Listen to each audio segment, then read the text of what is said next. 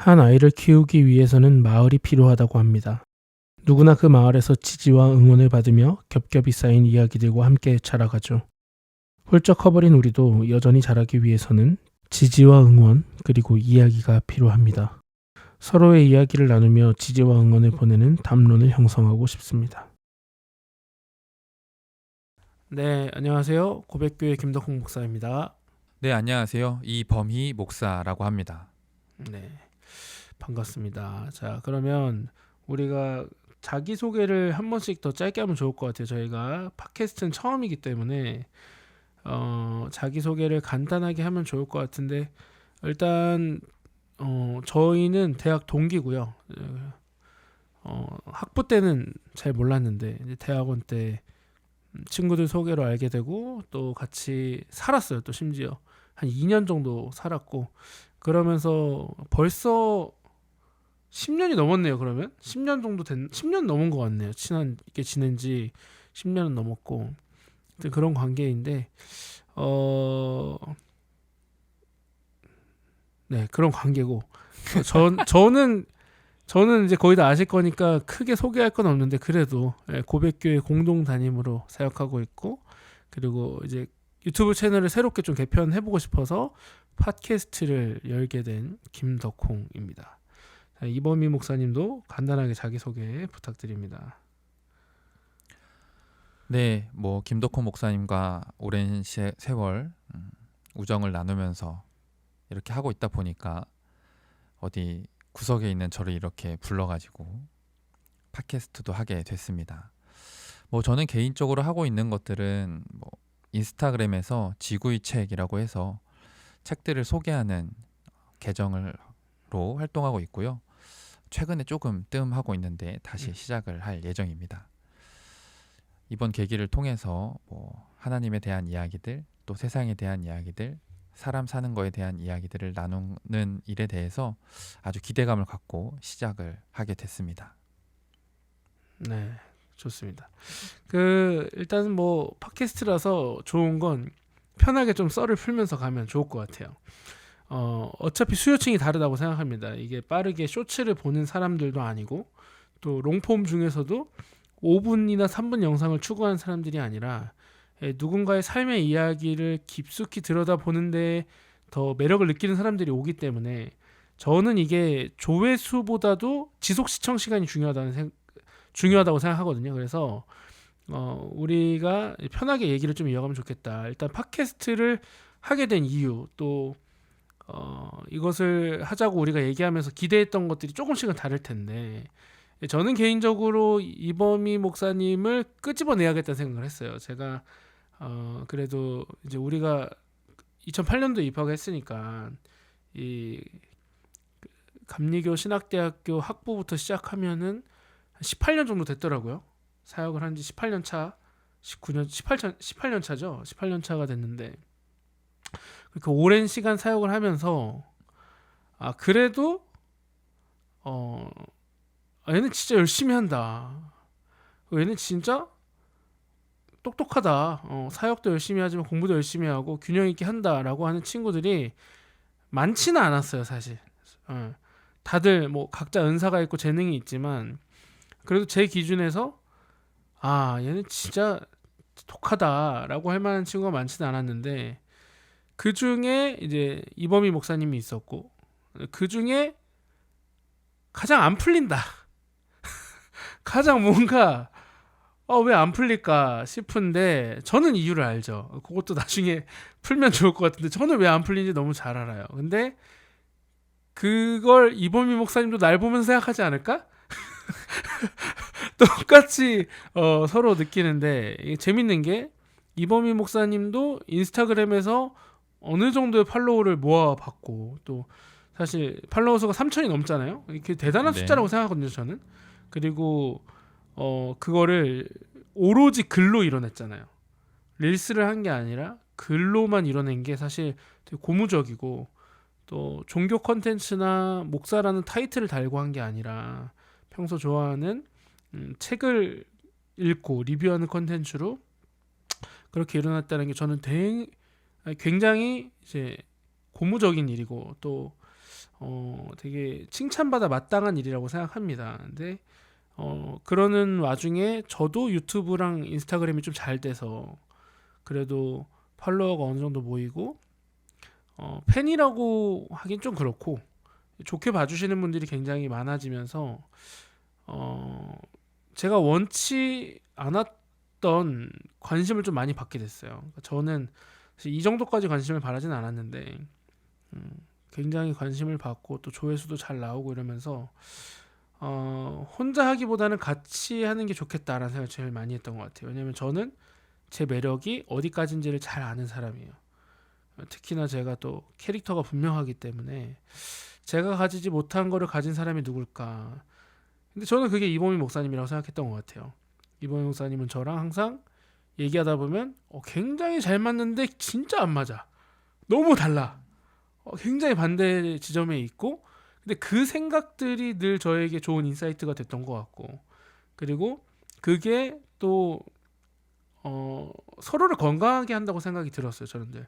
그래서 친구라는 생각도 들었고 그래서 이범희 목사님을 끄집어내서 두 가지를 하고 싶었어요. 첫째는 이범희 목사님이 공부 좀 그만하게 하고 싶다.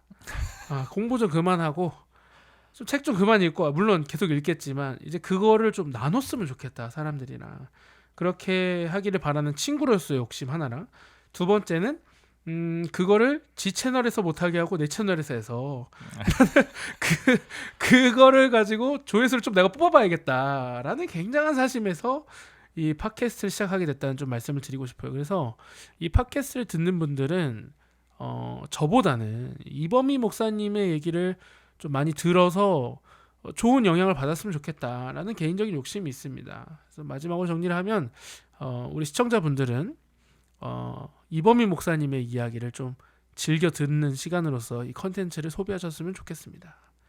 이범희 목사님은 어떤 생각으로 또 이 팟캐스트를 하게 되셨나요? 아주 과찬 고맙고요. 뭐 이 자리는 솔직하게 이야기하는 자리라고 제가 듣고 왔는데요. 맞아요. 제가 육아에 조금 열심입니다. 그래서 이런 유튜브나 여러 가지 이 편집을 해야 되는데 시간이 많이 드는 일들을 왕년에 많이 해봤기 때문에 이게 얼마나 어려운지 알고 오랜 시간이 걸리는지를 알아서 안 했거든요. 뭐 당연히 공부한 것들 나누면 좋겠다는 생각도 하고 사람들과 같이 이야기도 나눠보고 싶다는 생각도 해봤지만 그게 얼마나 어려운지를 알기에 어떻게 보면 게으름이고 귀찮음이기도 하지만 또 그만큼 제가 부끄럽지 않게 가정에 충실한 부분도 있었거든요. 근데 그런 와중에 아주 잘 자리 잡고 또 사람들에게 선한 영향력을 끼치고 있는 우리 김덕호 목사님이 이걸 같이 하자. 출연만 하면 되고 나머진 본인이 다 하겠다. 라고 해주니까 조회수에서 수익이 나도 그건 내 거지.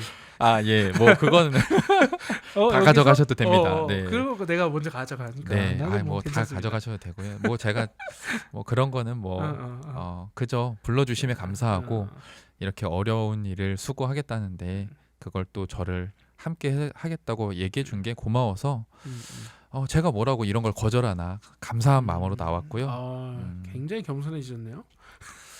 진심입니다. 그래요. 네, 아주 좋아요. 진심입니다. 네.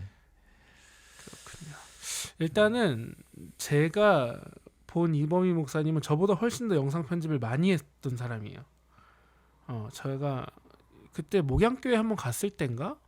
그때도 편집하고 있었어. 교회 심지어. 실명도 나오는 건가요? 그럼요. 네. 이게 아셔야 되는 게 네. 팟캐스트는 네. 이 매니아를 만드는 컨텐츠라고 저는 생각해요. 예. 저 같은 경우도 제가 소비하는 팟캐스트 컨텐츠들이 있는데 쭉 들어요. 1시간 이렇게 배달할 때 네. 뭐 혹은 제가 아침에 출근해서 남는 시간에 일을 하면서 듣는 거죠. 그래서 아마 이 팟캐스트를 그냥 팟캐스트만을 위해서 계속 보고 듣는 사람 많지는 않을 것 같아요. 뭐 자기가 정말 여유가 있이 쉬는 휴가가 아닌 이상 바쁜 일상 속에서 새로운 인사이트를 얻기 위한 방편이라고 저는 생각하거든요. 그래서 제가 알기로 이거를 1시간짜리 영상 올렸을 때 풀로 시청한 사람은 정말 적어요. 뭐 기본적으로 5분 영상도 잘 안 보는 시대니까. 그러다 보니까 저는 이거를 쭉 보는 사람들은 우리에 대해서 그래도 좀 열린 마음일 것이라는 기대가 있어요. 그래서 저는 유튜브 시장의 특성을 그대로 우리가 반영하는 게 맞다. 그러면 실명이 좀 거론되고, 만약에 정말 나 이거 불편하다 이러면 말하고 나서 이거 빼주세요라고 하시면 제가 빼도록 하겠습니다. 그리고 네. 그리고 자체적으로 필터링을 좀 해나가면 어떨까. 어쨌든 알겠습니다. 네. 그 10년 전쯤에 친해진 지 얼마 안 됐을 때 목양교회 갔는데 네. 영상 편집을 하고 있는 거예요. 와, 근데 그 한두 번 한 솜씨가 아닌 것 같고, 또 이게 맥미니를 가지고 들고 다니더라고, 편집해야 된다고. 그래서 그런 게 좀 충격적이었어요. 그 우리 같이 살 때인가 그랬거든요. 그걸 또 가지고 집으로 왔어. 네. 와. 수원과 서울을 왔다 갔다 하고. 그러니까요. 그래서 저보다 훨씬 잘한다는 걸 아는데, 저는 이제 유튜브나 릴스를 그냥 했어요. 성도님들이 자꾸 하라 그래서. 소리랑도 얘기하면서 뭘 해야겠다라는 얘기를 하다가 소리가 갑자기 여기서 소리는 제 아내입니다. 소리가 갑자기 카페에서 카메라를 들이댔어요. 그게 전설의 영상이 아직도 남아 있어. 그래서 그 영상을 카페에서 그냥 하나님께서 우리를 뭐 부르신 것은 뭐 빛으로 기억이 잘 안 나는데 어쨌든 빛으로 부르신 거야 이런 식으로 막 되게 오글거리게 찍고 나서 편집해서 올려 이랬는데 그게 조회수가 1000이 나오는 거예요. 우리는 구독자도 얼마 없는, 팔로워도 얼마 없는데. 그래서 요거 봐라. 그래서 몇 개를 했는데 또 2000, 3000이 나오더니 다섯 번째 영상이 많이 넘었나? 그러더니 이제 뭐 몇만, 10만, 20만, 30만 이렇게 나오더라고요. 그래서 하다가 그냥 그 다음부터는 기계적으로 하게 된 것 같아요. 그냥 해야 돼서. 그리고 그걸 통해서 뭔가 우리가 알려지고 성도님들도 행복해하고.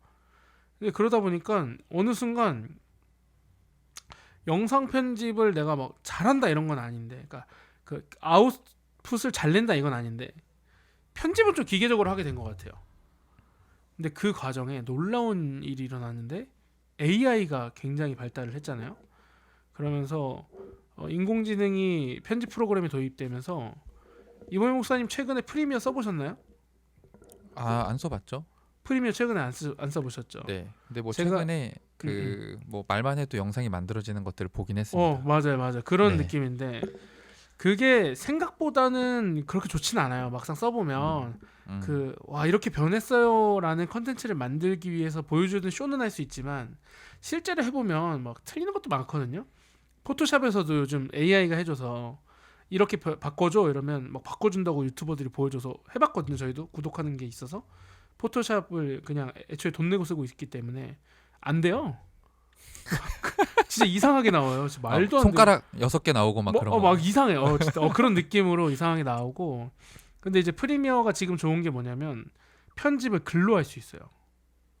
그러니까 이거를 우리가 지금 말을 한 거를 얘가 자막을 다 만들어 줘요. 특히 마이크를 써서 녹음을 하면 음질이 좋잖아요. 그러면 얘가 인식률이 높기 때문에 심지어 화자도 분리해 줘요. A라는 화자가 말한 자막, B라는 화자가 말한 자막 이렇게 분리해서 쫙 써주고 그거를 가지고 편집을 할 수 있어요. 그래서 글을 교정 보는 느낌으로 하거든요 요즘에. 그래서 쇼츠를 저는 만들 때 내가 영상을 만든다고 생각하지 않고 글을 교정한다고 생각해요. 물론 없는 걸 더 할 수는 없지. 이미 찍어놨으니까. 근데 그래도 이 말은 이렇게 하는 게 좋겠다. 이건 이렇게 빼는 게 좋겠다. 심지어 도치도 시켜요. 앞뒤로 그냥. 그러니까 그런 식으로 편집을 하다 보니까 편집이 조금 수월해져서 시간이 많이 짧아졌다. 옛날에 제가 진짜 처음 릴스할 때 6시간 걸렸거든요. 편집이. 너무 오랜만이고 프리미엄 처음이라서. 근데 요즘은 진짜 짧은 거는 30분이면 해요. 길면 1시간. 그리고 애초에 말이 잘 나왔던 것들이나 문맥이 아주 매끈한 것들 있죠. 이거 진짜 30분. 근데 이제 고민하게 되는 건 찍은 걸로 내가 봐도 논리가 안 돼. 이게 개연성이 떨어져. 개연성이 너무 낮아. 근데 만들어야 되잖아 그냥 이걸로. 그러면 이제 고민하다가 시간이 좀 걸리는 것 같아요. 뭔가 이거를 영상의 완성도를 높이는 것보다 이 말을 이렇게 해서 넣어볼까? 이렇게 잘라볼까? 막 이런 식으로 하다가 시간이 걸리는 거지. 그래서 내가 편집을 하겠다라는 말을 할 수 있었던 것 같아요. 내가 그래도 최근에 와서 조금 이제 그런 게 편해졌다 보니까. 근데 그렇게 해서라도 이범희 목사님하고 같이 하고 싶었던 건, 제가 생각할 때 이범희 목사님은 제가 생각하기에 지금 준비된 것만큼의 역량을 펼치지 못해요. 근데 그게 앞으로 한 10년은 갈 것 같아요, 저는. 이 상태로 가면. 악담이죠. 왜냐?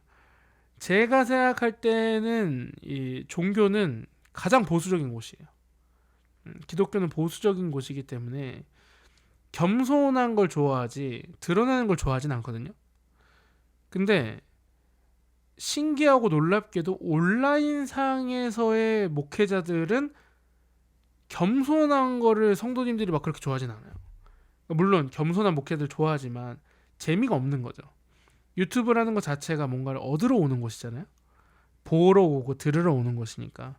그러니까 말을 잘하고 잘 보여주는 사람을 좋아할 수밖에 없는 시장이라서, 교만한 목회자들은 물론 걸러야겠지만 자신감 있고 준비된 사람을 원한다는 생각이 들었는데, 저는 그때 가장 먼저 생각이 든 게 이범희 목사님이었어요. 그래서 이범희 목사님이 여기서 만약에 교만할 사람이고 여기서 지잘났다고 떠들 사람이면 안 불렀겠죠. 근데 제가 바라는 건, 평소에 계속 책 읽고 뭐 공부라는 걸 거창하게 생각하지 않고 배움의 자세와 이 배우는 태도라고 생각하면, 사실 우리는 늘 공부하고 있잖아요. 배우고 있고.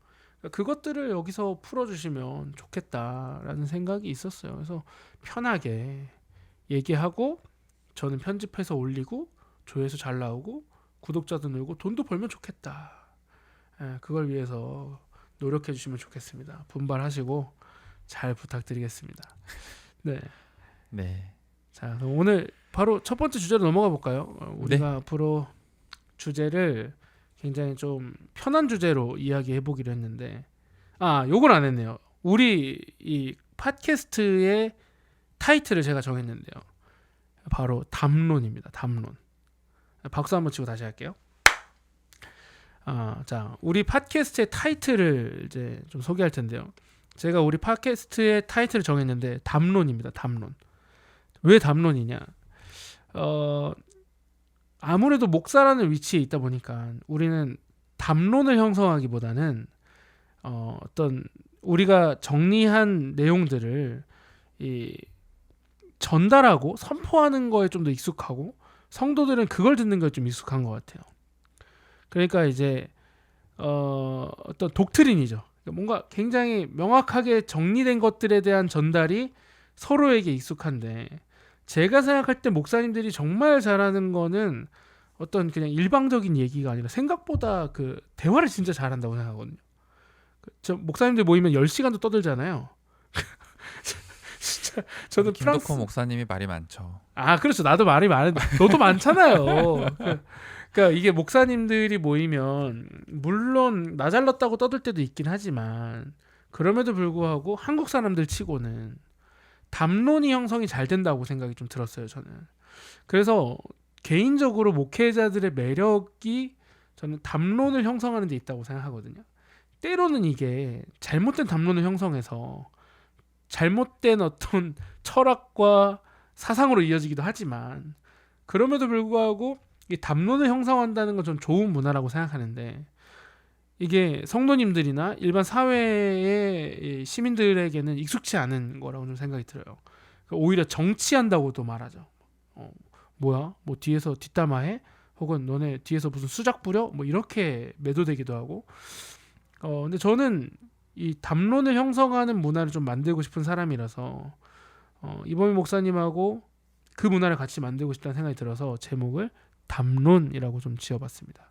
그래서 앞으로 우리가 어떤 주제를 가지고 나누는 대화의 형식이, 이게 진리다, 이게 정답이다, 받아들여라 라는 형식보다는 각자의 입장이나 생각을 서로 나누고 피드백해주고 그걸 좀 같이 정리해보는 과정을 통해서 담론이라는 것을 형성해보면 어떨까. 그리고 시청자들도 댓글을 통해서 소통을 같이 하면서 여러 담론들이 쌓이고 형성되다 보면 굉장히 매력적인 레이어가 형성되지 않을까라는 생각을 좀 해봤습니다. 그래서 우리 팟캐스트의 이름은 담론입니다.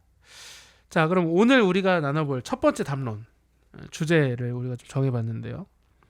첫 번째 담론을 제가 후보를 이범희 목사님한테 드렸어요. 4개를. 근데 그중에 이범희 목사님 하나 고르셨어요. 그거 한번 읽어봐 주실까요? 네, 오늘 저희가 함께 나눌 담론은 내 자녀는 왜 하나님을 안 믿을까입니다. 네. 왜 이거 고르셨어요? 저 너무 궁금했어요.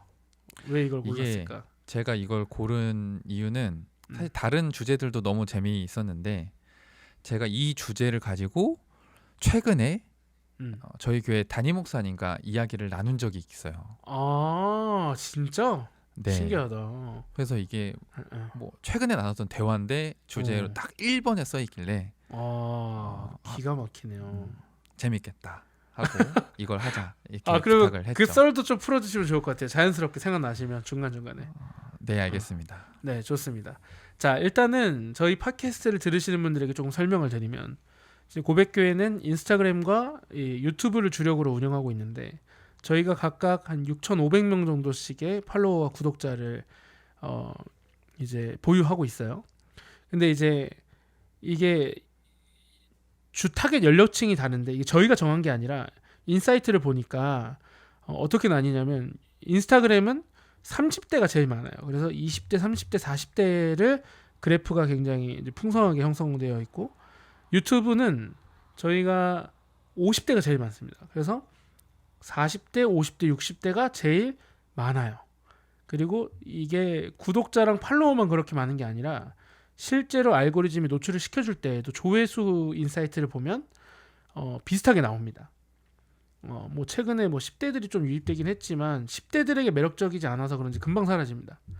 그래서 연령대는 그렇고 성비를 또 보니까 여성이 더 많아요. 저희가 여성이 심할 때는 8대 2 정도가 나오고 최소 6대 4에서 7대 3 정도를 형성하고 있어요. 그래서 평균치를 보면 한 75대 뭐 25 정도 이렇게 저희는 그냥 얘기를 하는데 그 정도 연령층에서 저희가 고민을 하다 보니까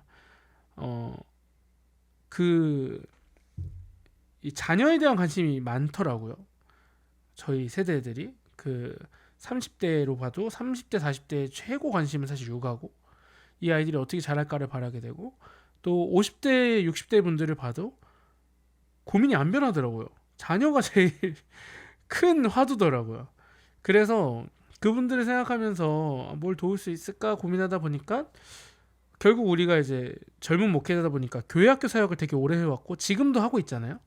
이범 선생님 지금도 교회에서 교회학교 사역을 하고 계신 걸로 알고. 네, 청소년부 하고 있죠. 네, 청소년부를 하고 계시죠. 그러다 보니까 우리가 가장 잘 대변할 수 있겠다는 생각이 좀 들었던 것 같아요. 어린애들은 10대부터 20대 그리고 30대는 우리니까 왜 이 젊은 세대 또 어린 세대는 부모님의 신앙을 이어가지 못하고 교회를 떠나가는가에 대한 얘기를 좀 나누면 이게 모두에게 좀 유익하고 또 이렇게 도움이 되지 않을까 또 재밌지 않을까 하는 생각을 했던 것 같습니다. 그래서 오늘 이 담론을 형성하는 데 있어서 방법을 좀 정리해 봤는데요. 먼저 이범희 목사님이 생각하는 3가지 이유 그리고 제가 생각하는 3가지 이유를 조금 여러분에게 나눠드리려고 합니다. 그리고 각자 3가지 이유를 말할 때 조금 질문도 서로 해주고 또 거기에 대한 코멘트도 달고 하면 재밌을 것 같아요. 자, 그럼 먼저 이범희 목사님이 생각하는 3가지 이유를 한번 들어보도록 하겠습니다. 박수를 한번 치고 갈게요. 하나, 둘, 셋. 이범희 목사님이 생각하는 3가지 이유를 설명해 주시면 좋을 것 같아요. 한 개씩. 근데 이게 제가 보니까 뭐 김덕호 목사님도 3가지를 올려주셨잖아요. 네, 맞습니다. 근데 뭐 사전에 얘기하기도 했지만 표현만 다르지 같은 이야기처럼 그건 보이긴 맞아요. 하거든요. 맞아요, 네. 맞아요. 그래서 사실 깜짝 놀랐고 다행인 건 제가 먼저 올렸기 때문에 김덕홍 목사님이 저에게 영향을 받았나. 전혀 아니고요. 전혀 아니고 왜냐면 저는 이범희 목사님 1번 보면서 네. 참 이렇게 비슷한데 달라요라고 생각했어요. 네. 아, 그래요? 왜냐면 나는 1번을 나도 생각은 하지만 네. 저는 넣지 않는 성격이거든. 이범희 목사님의 1번이 저는 굉장히 저랑 다른 지점이라 생각해요. 왜냐면 너무나 맞는 거야. 그러니까 내가 틀리다는 게 아니라 너무 맞는데 저는 저것으로 설명하면 많은 분들이 공감하지 못할 거라고 생각했어요. 아 그래요? 예. 이거 한번 이야기해보면 재밌을 것 같아요. 그러면 첫 번째부터 해봅시다. 그럼 제가 이범희 1번으로 목사님이 생각하는 1번 첫 번째 이유. 제가 생각한 첫 번째는 교회 학교 교육에서 현대 과학과의 괴리에 대한 이 신학적 설명의 부재. 뭐 이게 제가 뭐 정리해서 쓴 글이 아니라서 이렇게 어렵게 썼지만 쉽게 얘기하면 성경에 나오는 이 창세기의 창조에 대한 이야기와 우리가 학교 현장에서 배우고 있는 이 진화론에 대한 이야기부터 시작해서 그렇죠. 뭐 부활이라든지 최근에 부활절을 보냈는데 네. 부활, 사람이 죽었다 다시 살아남에 대한 이야기라든지 맞아요. 영원히 산다는 이 물리학적으로 불가능한 이야기들, 또 하나님이란 존재가 과학적으로 증명하기가 어렵고 또 무소부재함이라든지 이런 것들이 다 현대 과학에서 말하기가 참 어려운 부분들인데 맞죠. 이런 부분들과 성경이 가지고 있는 괴리에 대해서 교회가 너무 침묵하고 있지 않나.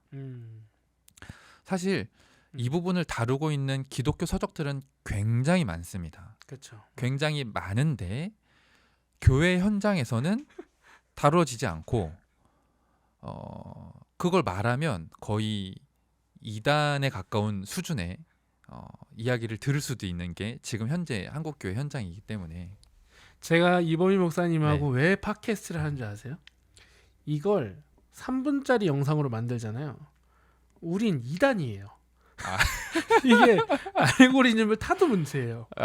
그러니까 애초에 제가 이범희 목사님하고 이제 종종 하는 얘기지만 이게 자신이 소비하는 컨텐츠가 뭐냐에 따라서 삶의 스타일을 볼 수 있단 말이죠.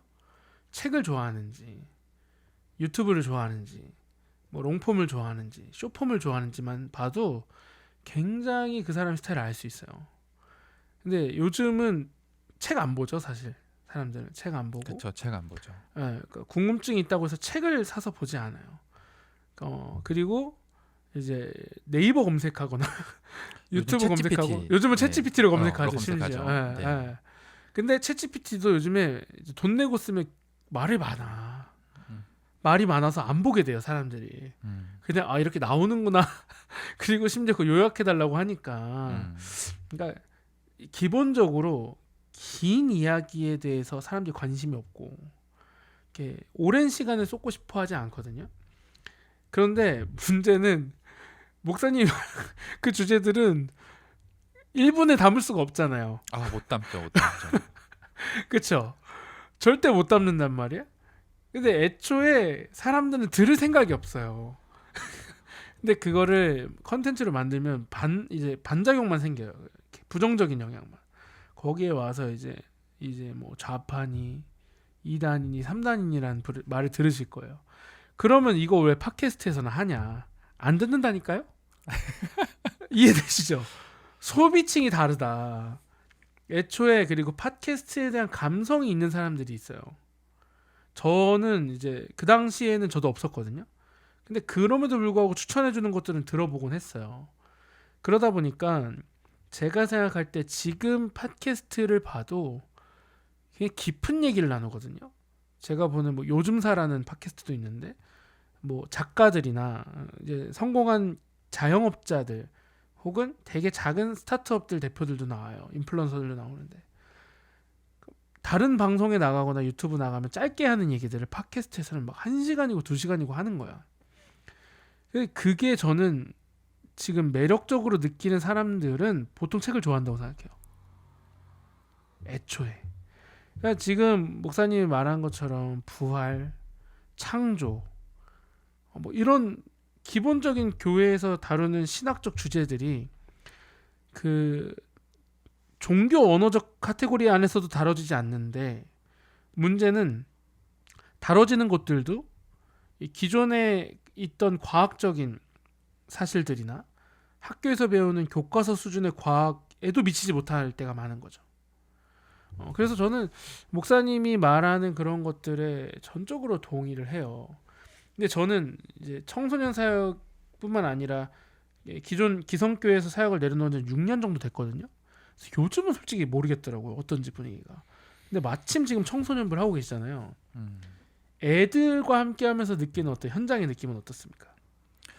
제가 이거를 청소년들과 여러 번 음. 나눴습니다. 제가 만든 6주짜리 그 성경 공부가 있어요. 아, 청소년을 위한. 예. 그래서 음. 1주차 제목이 어. 아담은 오스트랄로피테쿠스의 조상인가요? 오, 너무 재밌네요. 예. 그걸 가지고 이제 창조론이라고 얘기하는 것과 진화론이라고 얘기하는 것을 이제 함께 이야기 나누고요. 또 두 번째 주는 우리 서로 사랑해도 될까요? 해서 아담과 하와에 대한 이야기지만 이성애 또 요즘 10대들에게 아주 중요한 문제인 동성애 네, 그런 부분들을 이제 함께 다루고요. 너무 재밌겠는데요? 아이들이 네, 좋아하겠는데요? 재미있어요. 아이들 그리고 항상 이거를 제가 일방적으로 가르치지 않고 음. 항상 조사해 오게 해요. 그래서 발표하게 하거든요. 오. 근데 이제 요즘 아이들 어느 정도 다 조사해 올 줄 알고 발표할 그치, 줄 아니까 맞아.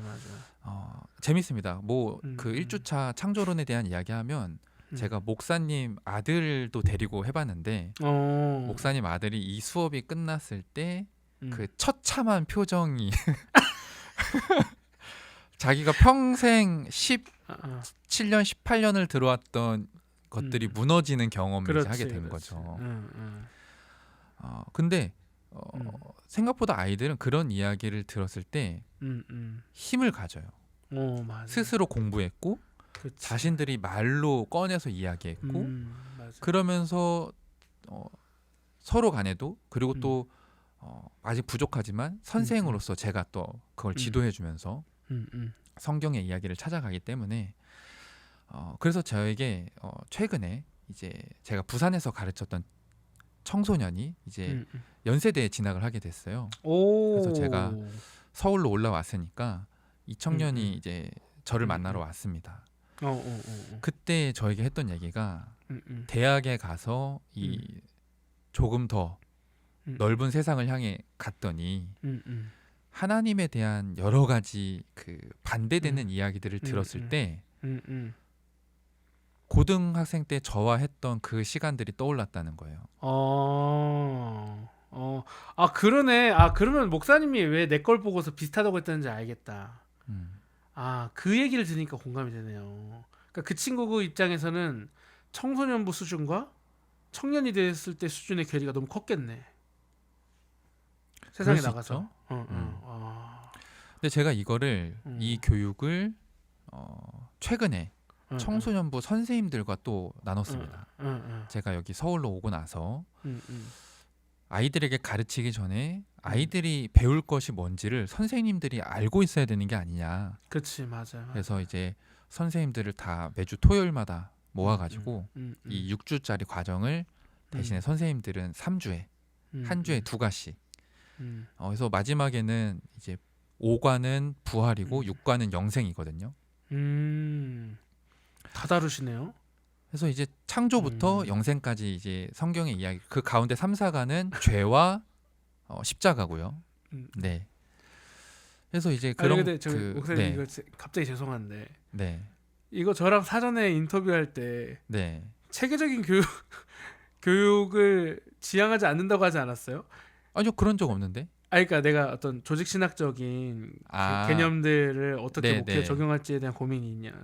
뭐 그렇게까지 그러니까 제가 볼 때는 제가 생각하는 그 성도들을 위한 조직 신학의 수준이 그러니까 목사님이 생각할 때 그 조직 신학까지는 아니지라고 생각한 것 같아. 네, 딱 그거 그 지점인 것 그러니까, 같아요. 제가 생각하는 들으면서, 조직 신학은 정말 그치. 신학자들의 조직 신학. 그렇지.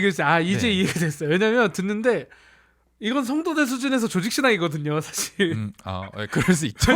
왜냐면 창조론 다 들어가잖아요.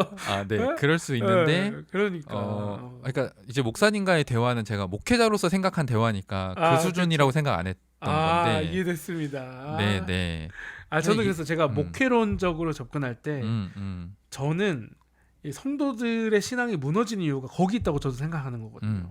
지금 저희 고백교회 성도님들한테도 계속 얘기하는 게 물론 여러분이 조직 신학책을 다 봐야 된다고 생각하지는 않는다. 그러나 그 조직 신학이라고 하는 게 왜 필요한지에 대한 이해를 가지고 기본적으로 하나님은 누구신지, 그 삼위일체가 뭔지, 그 성부, 성자, 성령을 각각 설명할 수 있어야 되고, 그리고 그 다음에 이제 창조, 그리고 이제 이 인간, 그 똑같은 거죠. 그, 그 안에서 부활, 그 하나님 나라, 그 다음에 교회론이 나오잖아요. 그 교회 이 정도까지는 체계적으로 정리가 돼 있어야 한다.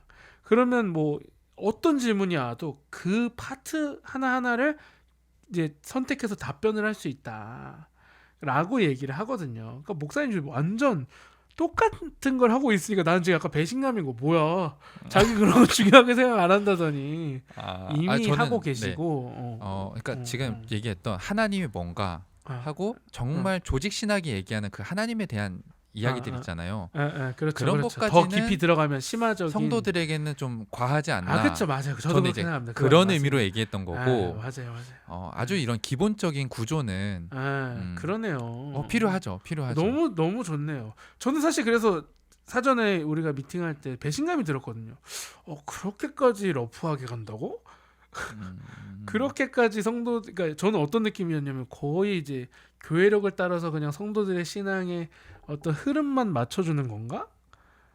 대단한 믿음인데? 왜냐면 저도 옛날에 그게 최고라고 생각했거든요. 내가 인위적으로 조직화시켜주는 것보다 한 주 한 주 성서 일과를 따라서 매주의 설교를 듣다가 자신들의 신앙생활을 통해서 감화되는 게 있을 거란 믿음이 있었는데, 현장에서 계속 나가보니까 이건 기본적인 교육도 안 돼 있는 걸 많이 느꼈어요. 그래서 나는 이렇게 해나가는데, 제가 생각하는 이범희 목사님이면 저보다 더 하면 더 했지, 덜 할 사람이 아닌데 마치 지난번에는 성자인 척. 저는 나는 그런 거는 그렇게까지 생각하진 않아 라고 해서 진짜? 되게 무책임하거나 되게 믿음이 좋거나 막 이런 별 상상을 다 했거든요.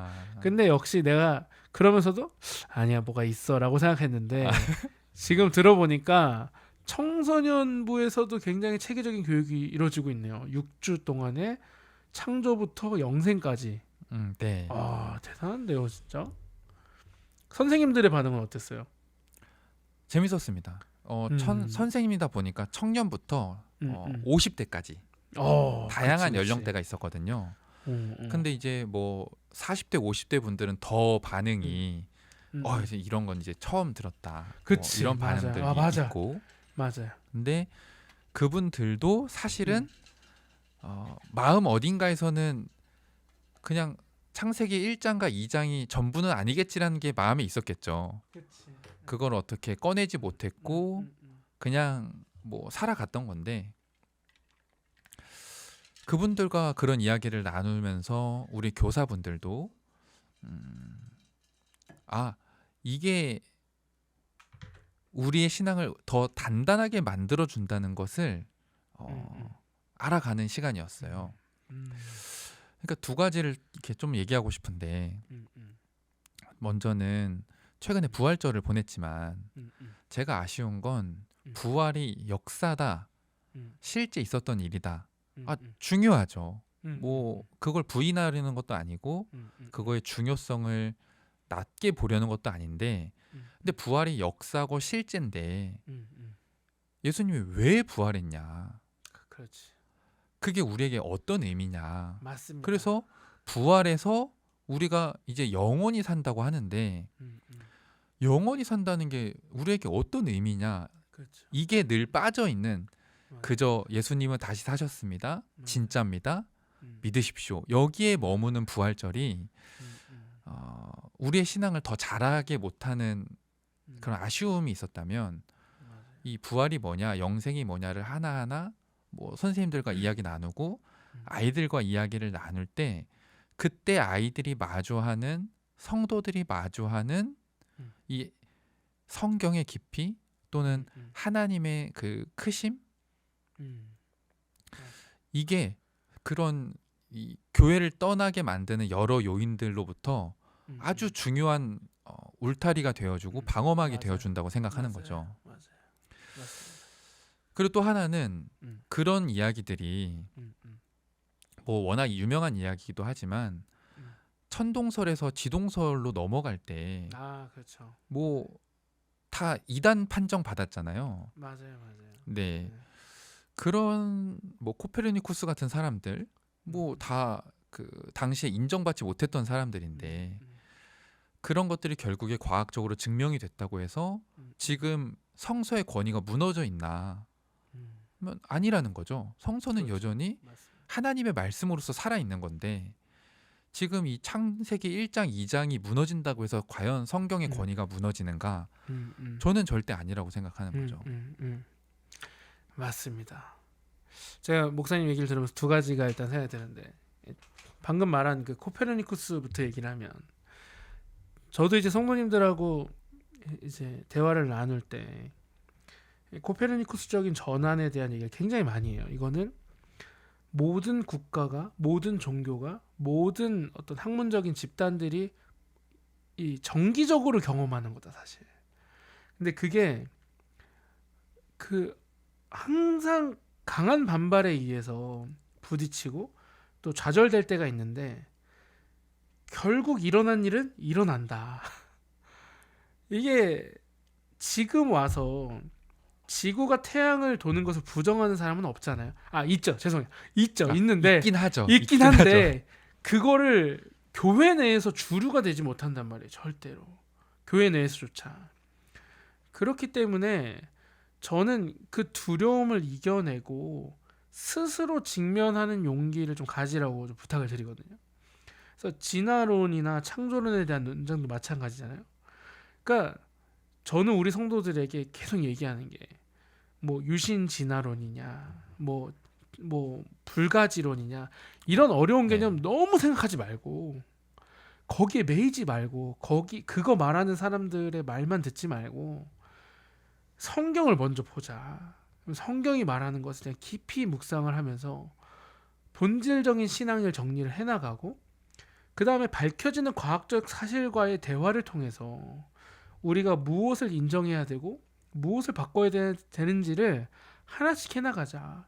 그러니까 먼저 입장을 정하고 나면 아무 대화가 안 될 수 있다. 예를 들면 내가 민주당이다, 국민의힘이다라고 이제 밝히거나 그걸 주장하시는 분들 중에 가끔 아쉬운 건 반대쪽 진영에서 아무리 옳은 말을 해도 절대 안 듣고 진영 논리에 빠질 수밖에 없게 되잖아요. 뭐 그분들은 얘기하면 절대 자기들은 진영 논리가 아니라고 하겠지만 그럼에도 불구하고 내가 어떤 편을 선택했을 때에는 그 안에서의 논리가 먼저 적용이 되다 보니까 이 뭐 유신 진화론이다, 뭐 지적 설계론이다, 뭐 불가지론이다 이 몇 가지 또 뭐 그 뭐죠 창조 과학 뭐 이런 것들에 너무 매몰되다 보면 하나하나 이 퍼즐 조각을 모으는 것 자체를 실패할 수 있다. 완성된 그림만 생각하고 난 퍼즐을 못 모은 거야 이렇게 생각하는 경우가 있더라고요. 그래서 저는 우리 성도님들이 이 코페르니쿠스적인 전환을 우리가 기억했으면 좋겠다는 생각을 저도 합니다. 그래서 거기 너무 동의하고 근데 한 가지 이제 아까 얘기하셨던 것 중에 저는 우리가 고전으로 돌아가야 한다는 얘기를 자주 하잖아요. 고전으로 돌아가야 하는 이유가 좀 생각이 나는데 그게 어거스틴이 생각이 났어요. 그러니까 목사님이 하고 있는 사역이 어거스틴이 했던 것 같아. 그러니까 어거스틴이 어릴 때부터 질문이 많았다잖아요. 왜 세상에는 악이 존재하는가? 계속 질문하다가 어머니한테 계속 질문했는데 어머니가 대답을 못해. 그리고 자신의 주변에 있던 이 그리스도인들도 설명을 못해. 그래서 마니교로 빠졌었다.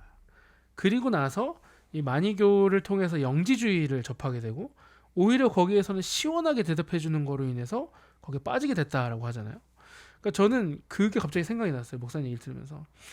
어쩌면 지금 교회가 이 젊은 그리스도인들 또 어린 학생들을 잃어가고 있는 이유가 대답을 안 해주기 때문일 수도 있겠다. 그러니까 그들이 원하는 건 설명이고 대화인데 그것조차 안 하잖아요, 그냥. 그러다 보니까 지금 어거스틴과 같은 사람들이 많아지고 있는 게 아니라는 생각이 좀 들었어요.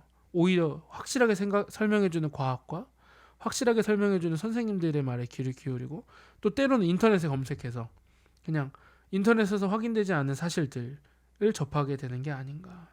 그래서 저는 어떤 현상을 좀 목도하고 있냐면 오히려 창조과학이 인기가 있는 게 그 이유라고 생각해요. 차라리 창조과학은 설명을 계속 해줘. 뭘 물어보면 답이 나와요. 아시죠? 뭐 노아의 방주가 실제로 있었나요? 가시죠. 터키에 있다고 하나요? 뭐 그게 간단 말이에요. 그러니까 네. 창조를 믿게 하기 위해서 방법을 그렇게 택했는데 저는 오히려 그게 먹히는 이유가 설명해 주기 때문이라는 생각이 들어요. 그래서 온누리교회 청년들 미어 터지거든요. 온누리교회 청년들이 그렇게 많대요. 근데 제가 아는 청년들 중에는 굉장히 명문대 다니는 친구들도 많단 말이에요. 근데 온누리교회 갑니다. 왜? 일단 크고 화려하고 이런 것도 있지만 설명해 주니까. 내가 해결되지 않는 내 질문을 답변을 주니까. 야, 근데 네가 알고 있는 지식이랑 모순이잖아. 상관없어요. 사람 생각보다 정답을 원하는 것보다는 대답을 원할 때가 많기 때문에. 근데 반대로 이제 우리와 같은 입장을 취하는 목회자들이 과연 얼마나 공부했고 얼마나 설명했는가를 돌아보면 쉽지 않은 것 같아요. 그거는. 그러니까 교회 안에서 과연 이걸 말할 수 있는 장이 펼쳐져 있는가. 일단 담임 목사님이 창조과학을 하시고 부교육자들이 아닌 경우가 많잖아요. 그런 그게 경우도 어려운 거죠. 그것도 이제 어렵고. 뭐 사실 저 같은 부교역자들은 음. 담임 목사님이 허용하지 않는 범위에 대해서 교회에서 너무 막 얘기를 많이 하게 되면 아, 그렇죠. 조심스럽죠. 예, 쫓겨납니다.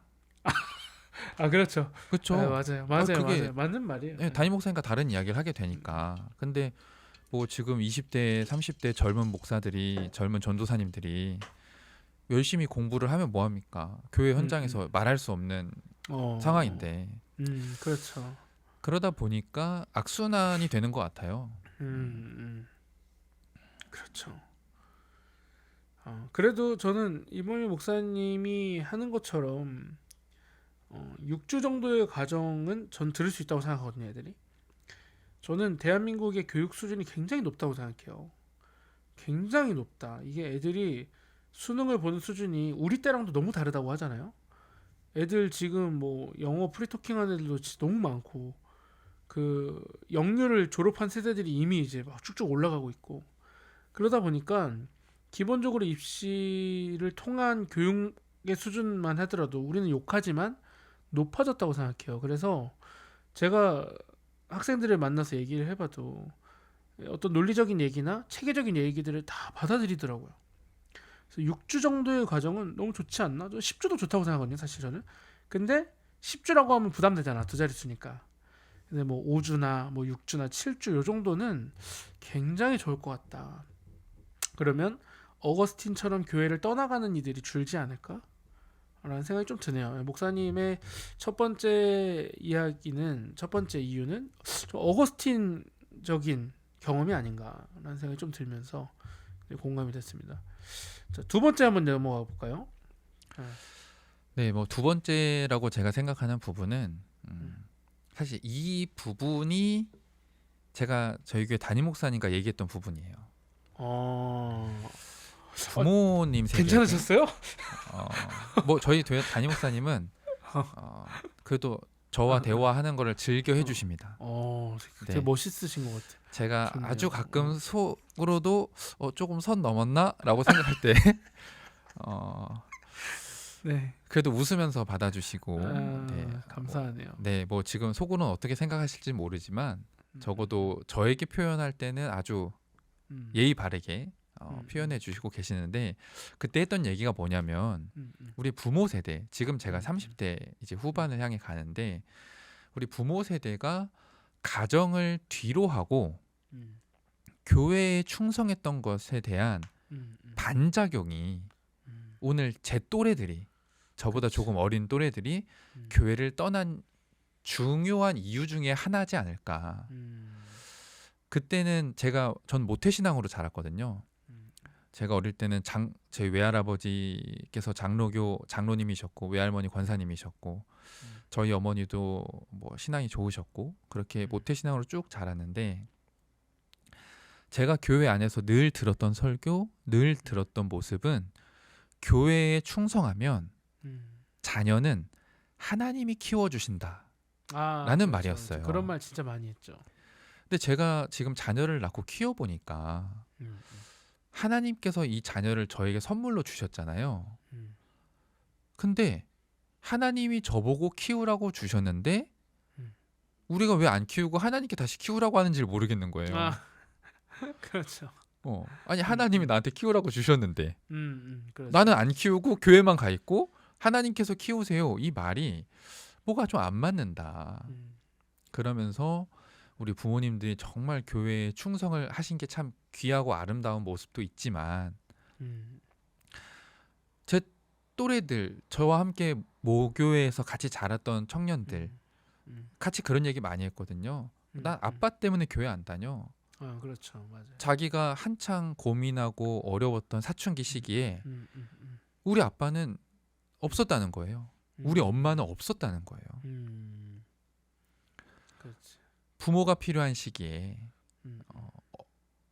존재하지 않았던 부모에 대한 그 아픔, 그렇지. 상처 그런 게 하나님을 아버지라 부르기 힘들게 만들고, 맞아요. 네, 그 사랑에 대해서 느끼지 못하게 하는 아주 큰 걸림돌이 된다는 거죠. 근데 제가 이걸 임상이라고 해야 될까요? 그렇게 경험도 하게 되지만 또 느끼게 되는 건 뭐냐면 그러니까 예전 랍비 유대교 에서 구제를 아주 중요하게 여겼는데 그래서 뭐 어떤 학파들에서는 구제라는 것은 다른 모든 토라와 동급이다라고 얘기할 정도로 이제 구제를 정말 중요하게 여겼는데 근데 그 랍비 유대교에서조차 그랬다는 거예요. 내가 가난해질 정도로 구제하지 말아라. 그래서 내가 누군가에게 구제를 받아야 되는 자리로 가지 말아라. 내가 충분히 구제할 수 있는 만큼의 형편껏 해라. 이게 이제 랍비 유대교에서 내려온 지혜라는 거죠. 그래서 이제 그 초대교회에 막 성령이 임하고 오순절 이후에 자기 재산을 다 팔고 막 이런 일들이 있잖아요. 그런 것조차도 초대교회의 아주 극초반에 있었던 사건들이지 그게 초대교회를 계속해서 이어갔던 문화는 아니라는 거예요. 그렇죠. 근데 이제 그게 저는 이 부모님들이 교회를 섬겼던 것도 마찬가지라고 생각하거든요. 교회를 섬기는 거 너무 귀하죠. 뭐 그게 절대 나쁘다는 얘기가 아니죠. 근데 내가 가족을 돌보지 못할 정도로 교회를 섬긴다? 사실 교회를 섬긴다는 건 하나님 나라를 이 땅 가운데 이루는 아주 중요한 역할이잖아요. 근데 어느 순간 내 자녀가 그 복음이 필요해지는 상황, 내 자녀가 하나님 나라가 임해야 되는 상황에 처해버린 거죠. 하나님이 없는 자리에 처해버린 거죠. 그러니까 거기까지 가기 전에 교회도 돌보지만 내 가족을 돌보는 일도 너무 중요한데 우리 어른들이 그걸 실패하지 않았나. 네. 맞습니다. 이게 되게 그 어떤 아까 임상이라는 단어를 쓰셨는데 좋은 표현인 것 같아요. 우리가 우리 세대가 이 지나온 길을 이렇게 반추해 보면 딱 우리가 말한 그 50대 60대 분들의 자녀로서 그분들의 신앙을 보면서 자라온 세대들이고 우리가 그 중에 그래도 신앙 좋다는 사람들이 목회자가 주로 될 거 아니에요? 그리고 살아남은 사람들인 거지 우리가 목회자도 성도로서 바라본다면 교회를 떠나지 않고 남아 있는데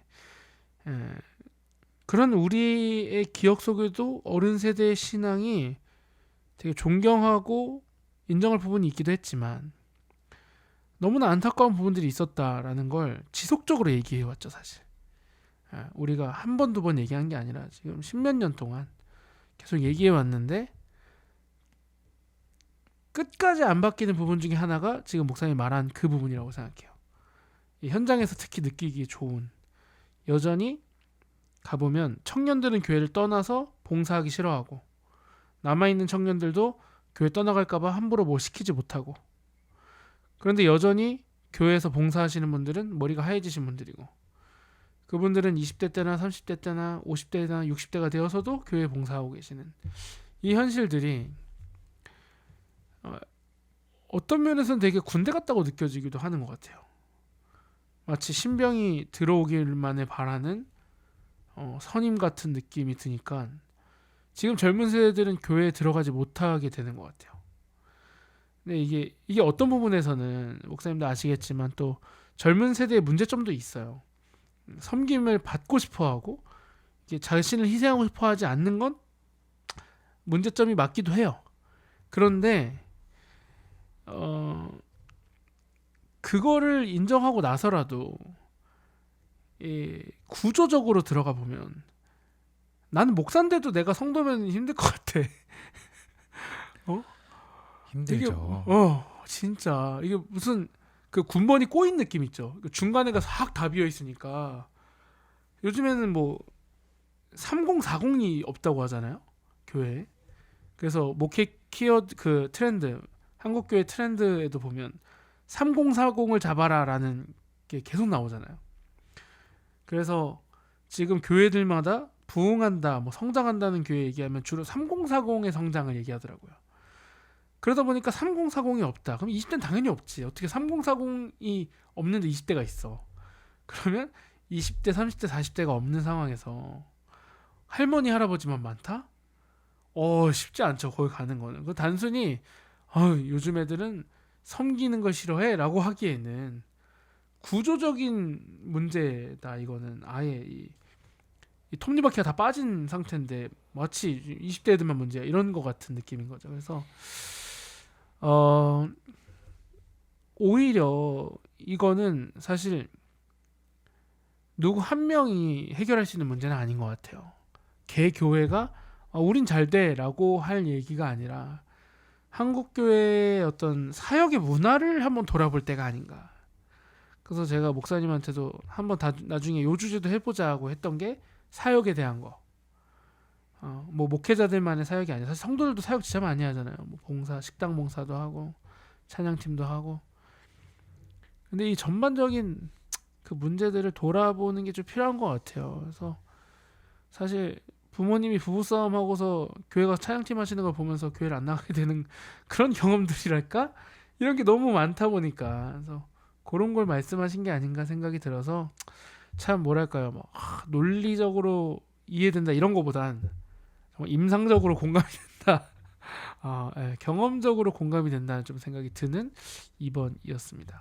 3번 해주실까요? 3번 이범희 목사님이 생각하는 내 자녀가 교회를 다니지 않고 하나님을 믿지 않는 이유 세 번째 무엇인가요? 네, 세 번째는 사실 좀 조심스러운 주제긴 한데요. 부모 세대가 신앙이라는 명목으로 추구했던 것들에 대한 실망입니다. 제가 뭐 어른들이 추구한 것에 대해서 함부로 폄하하려는 건 아닌데 생각보다 어린 친구들은 순수하잖아요. 이 10대 또 20대 청년들까지 그래도 정말 그 하나님에 대한 순수함이 있습니다. 신앙에 대한 순수함. 정말 하나님을 위해 산다는 게 뭔지 잘은 몰라도 그렇게 살아보고 싶다는 그 마음이 있어요. 그렇죠. 근데 하나님을 위해 산다고 하는 어른들과 어울려서 대화를 하다 보면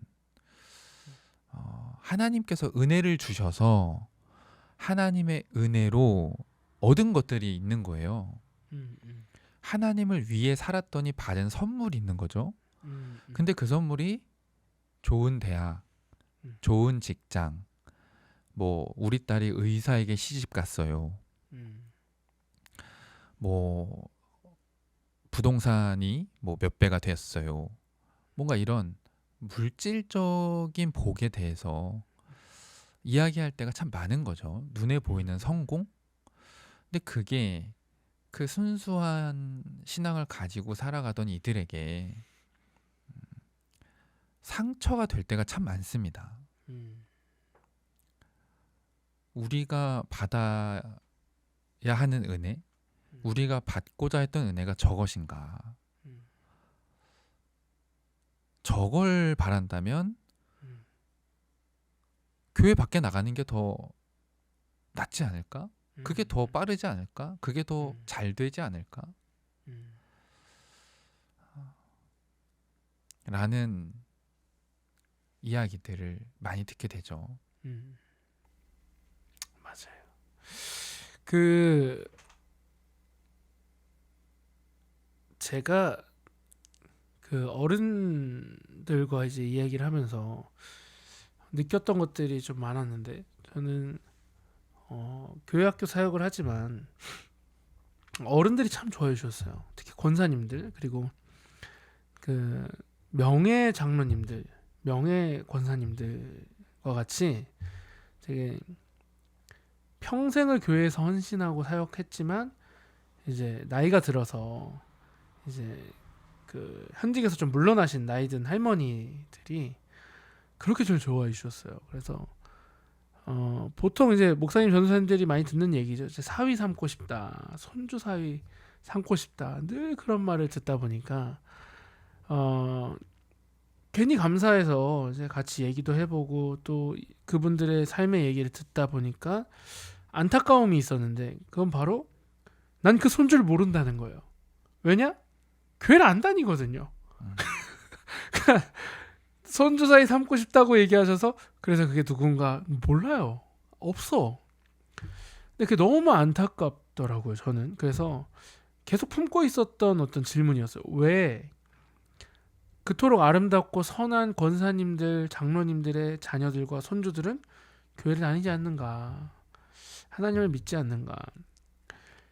그런데 막상 그것들을 자녀들과 손주들을 만나서 들어보니까 그토록 아름다우신 분이지만 자녀들과 손주들이 생각하는 명확한 이유가 있더라는 거예요. 이보미 목사님 말한 것들은 주로 제가 자녀들에게 들었던 거예요.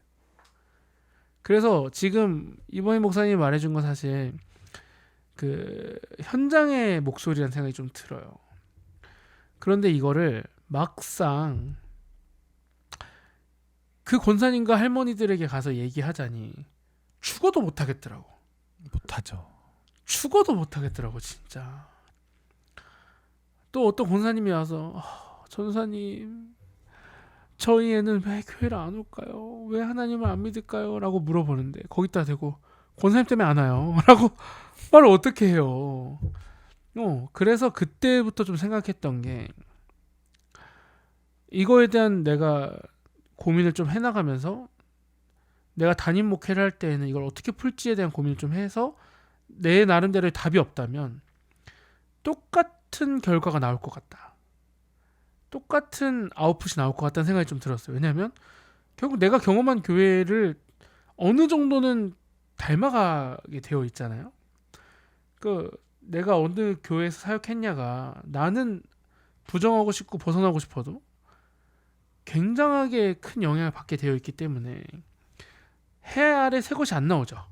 그럼 저는 아무리 다른 교회를 하고 싶어도 똑같은 결과가 나올 거라 좀 생각이 들었어요. 그래서 그러지 않기 위해서 내가 나만의 오답 노트를 써나가고 좀 정리해봐야겠다 생각하면서 두 가지 생각을 줬는데 첫째, 과연 그 말을 해도 되는가? 그러니까 이런 거죠. 물어봤는데 이게 솔직하게 얘기해줬다가는 이런 말을 들을 수 있죠. 이 티발로마. 굉장히 위에서 얘기한 얘기인데 진짜 물어보길래 진짜 궁금한지 알고서 얘기했는데 굉장히 싫어하는 사람들이 많았기 때문에 과연 이게 이제 말해도 되는가에 대한 것과 두 번째는 내가 그걸 말할 자격이 있는가에 대한 고민이 좀 있었던 것 같아요. 그래서 첫 번째는 말해도 되는가에 대한 거는 또 방법론적인 거라는 생각이 들었어요. 어떻게 말하느냐에 따라서 다르잖아요. 그죠. 그러니까 결국 이거를 이렇게 말하는 방식에 문제가 있는 경우가 많더라고요. 그러니까 물어본다고 진짜 그 자리에서 바로 말해준다거나 돌려서 말할 줄 몰라가지고 그냥 냈다 꽂거나 아니면 잘했는데 뭐 이건 고치면 좋을 것 같아 이런 게 아니라 너 잘못했어 그냥 바로 지적해 버린다거나 그러니까 뭐 여러 가지 방법에 대한 문제다. 이걸 어떻게 전달하느냐에 대한 방식은 고민해 가자. 그 두 번째는 전문성을 기르자는 생각을 그때부터 좀 많이 했던 것 같아요. 그러니까 지금 목회자들이 사실 사랑받고 있지만 존중받고 있지만 인정받고 있나? 라는 생각이 좀 들었던 것 같아요. 무슨 말이냐면 병원에 가서 의사에게 내 몸을 맡기고 진단을 받잖아요. 그러면 우리는 사실 대부분 안 개겨요. 가끔 이상한 분들 있을 거겠죠? 막 내가 인터넷 찾아봤는데 그게 솔직히 난 못하겠던데 그 말? 물어볼 수는 있죠. 인터넷에서 봤다는 말 빼고 교수님 혹시 뭐 의사 선생님 혹시 이거 이런데 이건 이렇게 해야 되나요? 뭐 예를 들어서 저희 애들을 데려갔을 경우에는 선생님 그럼 혹시 항생제를 주셨는데 항생제를 끊을 때는 꼭 의사의 소견이 필요하잖아요. 사실 이게 그냥 끊으면 내성 생기는 상황에서 끊는 걸 수 있으니까. 그래서 물어본다든지 이걸 항생제를 언제까지 먹여야 될까요? 이거 다 먹고 한 번 더 오셔야 돼요. 혹은 이거 다 먹고서 괜찮으면 안 먹어도 돼요. 라든지 물어보게 되는 거죠, 오히려. 근데 예를 들어서 이제 병원에 가가지고 제가 좀 인터넷으로 의학을 공부했는데 이건 이렇고 저건 저렇더라고요. 라고 말 못하잖아요. 그런 사람이 솔직히 어디 있어요, 대부분. 근데 이제 목사님들에게는 진짜 많잖아요. 저는 진짜 많이 봤거든요. 뭐 저한테는 잘 못하시지만 댓글로는 하더라고요. 만나서는 거의 없었는데 뭐 자기가 뭐 원어로 성경을 읽는다더니 자기가 주석을 보고 있다더니 자기가 MDB를 했다더니 별 말을 하면서 막 가르친 사람이 진짜 많아요. 근데 제가 다른 목사님들이랑 상담해봐도 뭐 장로님이 뭐 반말을 쓰면서 뭐 가르쳤다든지 그러니까 이런 것들을 볼 때 어쩌면 목회자라는 이 직업이 업으로서 인정받지 못하고 있다는 생각이 좀 들었어요. 삶으로 리스펙트는 해주지만 전문성을 인정받지 못하고 있다.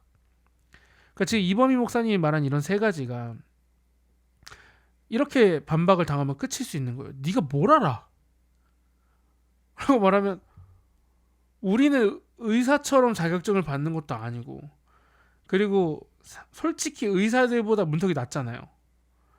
목사라는 건 국가 공인 자격증이 아니기 때문에 뭐 신학원을 나온다든지 심지어 뭐 어느 목사님은 자기가 만든 뭐를 하면 3개월 만에 안수를 준다 뭐 이런 말도 하고 그러니까 이게 그렇게 해서 안수를 주고 목사님 하면 목사님이 되는 시대가 되어버리다 보니까 이 스펙트럼이 너무 넓어져서 정말 전문성을 인정받지 못한다는 생각을 할 때가 좀 많았던 것 같아요. 근데 그럼에도 불구하고 저는 이제 이범희 목사님하고 이 담론을 형성해 가면서 성도님들에게 좀 보여주고 싶었던 건 여러분이 쇼츠로 소비하는 것도 좋지만 목회자들이 생각보다 이 정도 수준에선 얘기할 수 있다. 생각보다 여러분의 삶을 깊이 들여다보고 있다. 그래서 이 정도의 얘기는 해주고 싶다라는 것을 좀 말하고 싶었고 그리고 이 여러 가지 담론을 계속 형성해 가면서 목사라는 직업도 생각보다 공부를 정말 많이 해야 되네? 많은 걸 알고 있어야 되네? 이들이 국가의 공인을 받은 자격증을 가진 건 아니지만 이들이 대학을 나오고 대학원을 나오고 또 목사가 되어서도 사실 평생 공부해야 되잖아요. 평생 배우고 공부하는 삶을 통해서 어떤 자신들만의 전문성을 갖춰가고 있구나에 대한 메시지를 좀 드리고 싶었던 것 같아요. 그 과정에서 말을 좀 조리 있게 하고 따뜻하게 하면 좋겠다. 그리고 무엇보다 이보희 목사님이 이걸 앞에 있는 권사님에게 실제로 얘기한다면 그분이 교회를 나가시겠지만 이렇게 온라인을 통해서 한번 이렇게 뭐랄까요 쿠션감 있게 듣게 되면 지금 표면적으로는 저한테 얘기하시는 거잖아요. 사람들이 저한테 하는 얘기를 자신들이 이게 엿듣는 게 팟캐스트니까 그걸 듣게 되면 조금 소프트하게 들을 수 있지 않을까라는 생각을 했던 것 같습니다. 그래서 사실 이 세 가지 모두 저는 100% 공감합니다. 100% 공감하는데 저는 다른 세 가지 이유가 더 중요하다고 생각해요. 그러니까 100% 공감하지만 또 다른 세 가지가 있다. 그래서 여기까지 이범희 목사님의 얘기를 끊고 다음으로 넘어가 보도록 하겠습니다. 자, 하나, 둘, 셋.